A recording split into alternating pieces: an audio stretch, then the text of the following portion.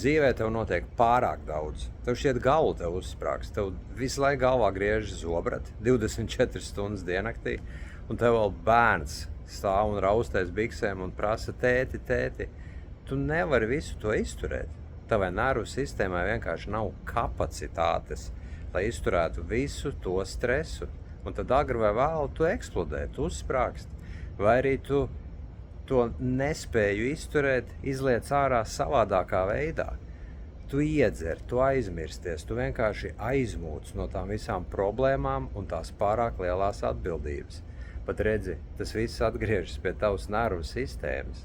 Kāda viņai kapacitāte panest stresu no ārienes? Un kāda tā ir, ja tev jau iekšā ir stress?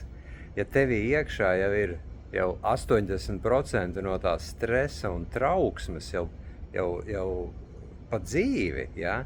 Kā tad tu vari panest to vēl stresu, ko tev uzliek ārpasauli? Tu to vienkārši nespēji.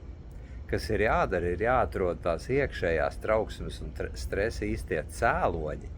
Viņi jāapzinās, jāizstrādā, un tad pēkšņi tev paliek tik daudz kapacitāte panest īsto dzīvi. Ja tu vēlies uzzināt, kā to izdarīt, nāc pie manis. Roberts esmu, hipnokaučs no izaugsmesterapijas.com.